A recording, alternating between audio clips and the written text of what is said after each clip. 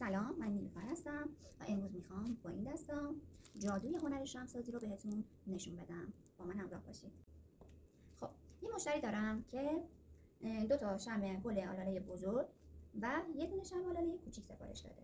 این قالب آلاله بزرگ، این آلاله کوچیک، این ظرفی که پارافین رو توش آب میکنم، پارافین اصلیه پارافین و فتیله که متناسب با اندازه هر یک از این شمع فرق میکنه اندازش.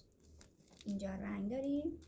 برای شروع این کار اول پارافینی که میخوایم استفاده کنیم رو توی ظرفمون میریزیم و رنگمون رو، چون یکی از شمع‌ها سفیده، من اول شمع سفید رو درست میکنم. خب حالا میریم با هم میذاریم روی حرارت خیلی خیلی کم تا پارافینمون آب بشه.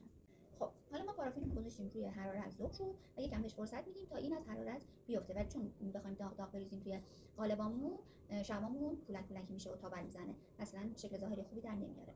من همونجوری که توی پست قبلی گفته بودم، قبل از اینکه پارافین رو توی قالبتون بریزید باید با سشوار گرمش کنید. حالا نوبت ریختن پارافین توی قالبامون. اول شمع سفیدمون، پارافینتون هم یهو نمیریزید تو قالب، خیلی کم با سرعت خیلی کم پارافین رو میریزیم توی قالب. چند تا ضربه بهش میزنیم تا حبابای داخلش خارج بشن.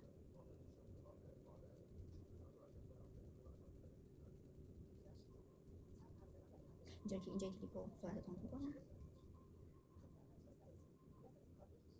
و با این نگه دارنده ها ته این فتیلمون رو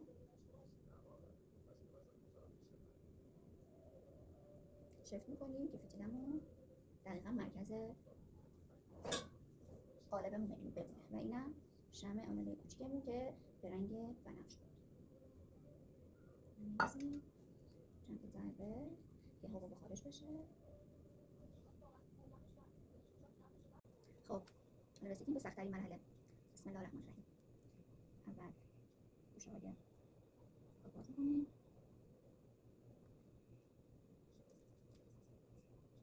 خیلی خوشگل. این اولیش.